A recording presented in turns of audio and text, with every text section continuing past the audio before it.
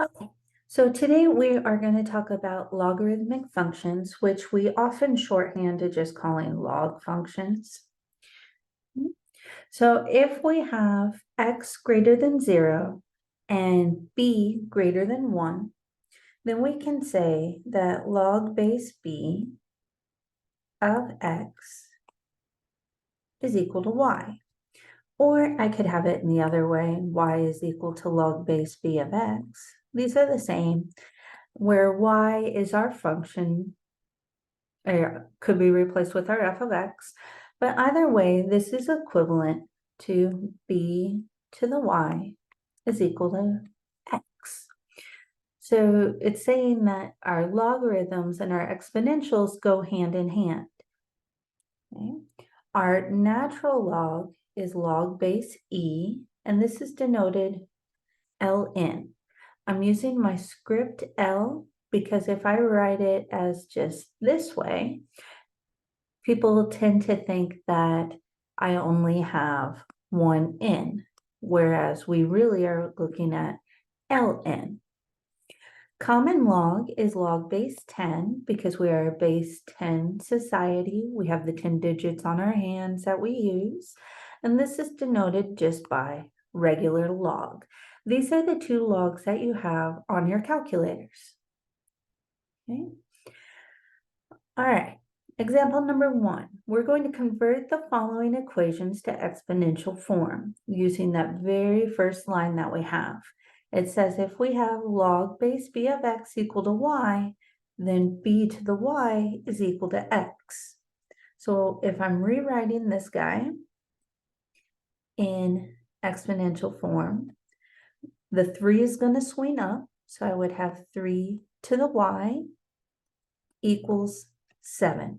Whatever your base b is on your logarithm is going to be your base in your exponential. Okay, let's try the next one. And this swinging method, I used to call it Tarzan, but my students informed me that that sounds really old and they didn't really know who Tarzan was, so we switched it to the Spidey method. If we're doing log base x of 14 equal to 2, we're going to swing up the x. So Spidey is going to come up and catch the exponent of 2. And we'll have that equal to what's in the parentheses, the argument of 14. Trying the next one. Remember, ln of x is actually log base e of x, but we don't write log. There is no log in this class. We only have natural log, but we need to know that natural log is log base e. So we swing it up and we get e to the 4th is equal to x. Right now, they didn't ask us to solve anything. They are just asking us to rewrite the equations, which is why we are not trying to solve anything. We are simply rewriting. All right. Here we need to convert from exponential form back to logarithmic form.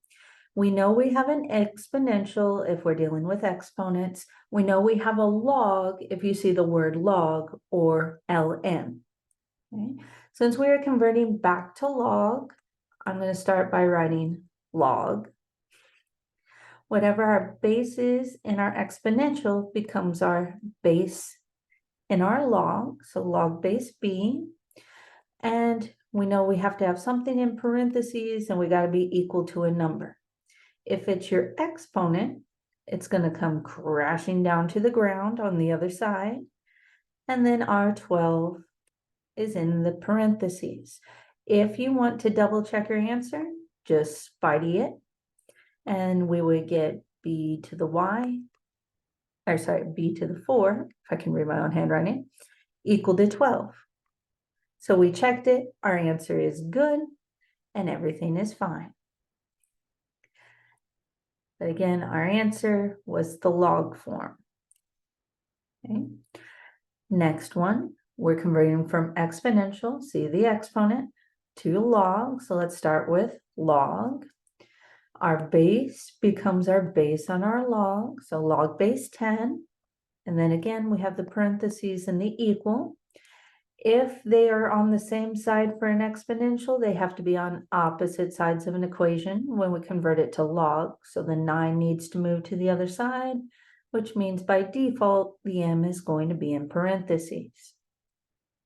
You could convert this back. It would be 10 to the 9th equals m. But the thing that we need to simplify is this is log base 10. We don't have to write log base 10. That's our common log. So you are more likely to see it as just log of m equals 9. Last one. We're converting to log again. So I'm going to write log. Our base is 5, so our base is 5 for our log. We have our parentheses and our equal. Because the x was on the same side as the 5 for the exponential, it has to go on the other side for our logarithm, which means that the 11 is on the inside.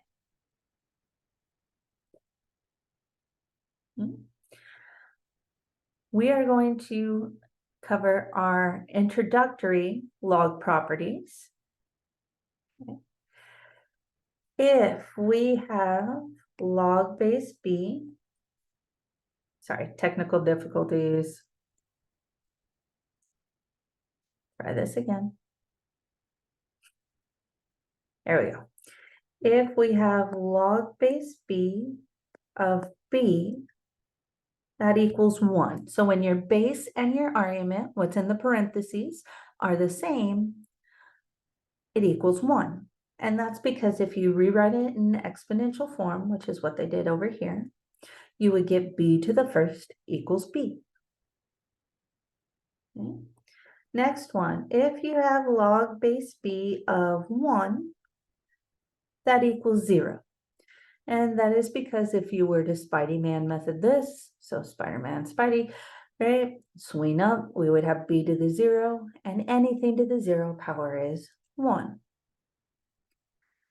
If you have log base b of b to the x, this simplifies to x. We're going to get more into that in our next log property discussion. And if you have a base where your exponent is actually the log with the same base, it again equals x.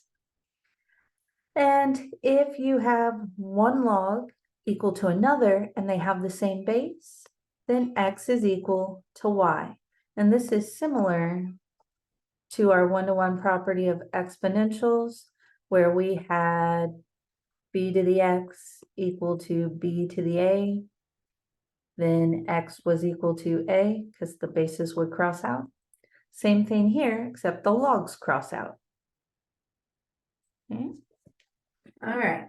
On this first example, so example 3a, notice that we have an expression.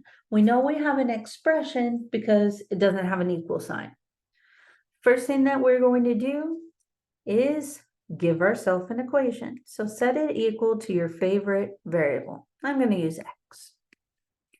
After we have our log equation, convert it to an exponential using the Spidey method. So we're going to have 4 to the x equal to 16. And now we're to an exponential equation that we know how to solve. So let's rewrite our bases to be the same. We have 4 to the x equal to 16, but that 16 is 4 squared. And again, that is because 4 squared equal to 16, we can do the substitution. Now that we have the same bases, the bases go away, and we get x equal to 2. We canceled the bases because of our one-to-one property of exponents. And we find out that log base 4 of 16 is actually equal to 2.